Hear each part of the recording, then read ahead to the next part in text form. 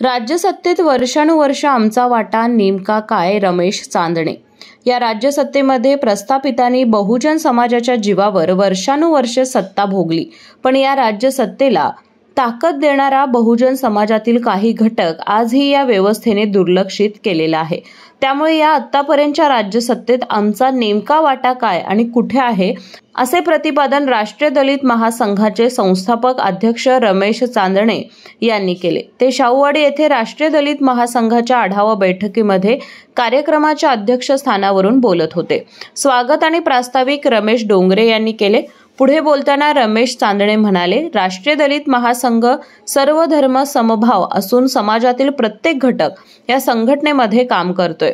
ना जात ना धर्म, माणूस हा केंद्रबिंदू मानून आपण गेले 20 वर्ष संघटनेच्या माध्यमातून समाजाच्या न्याय हक्कासाठी निस्वार्थीपणे लढतो आहे.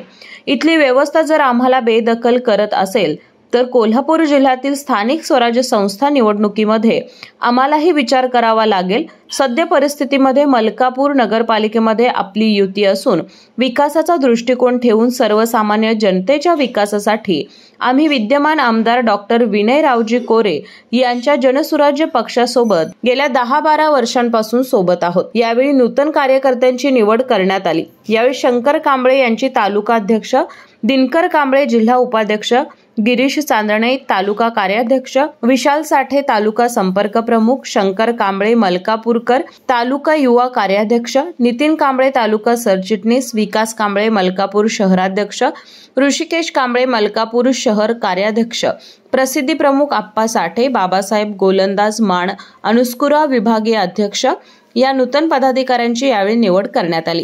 यावेळी ज्येष्ठ सामाजिक कार्यकर्ते बळवंतराव माने, संजय गांधी निराधारचे अध्यक्ष रंगराव खोपडे, विकास साठे, मोहन आवळे, महेश मोरे, प्रताप चांदणे, केशव चांदणे, सनी मोरे, अमित गायकवाड, कासम गोलंदाज, विनायक कांबळे, संजय कांबळे, बबन कांबळे, फारुख गोलंदाज यांच्यासह बहुसंख्येने तालुक्यातील पदाधिकारी कार्यकर्ते उपस्थित होते. यावेळी आभार किसन चांदणे यांनी मानले. मलकापूर प्रतिनिधी रोहित पास्ते.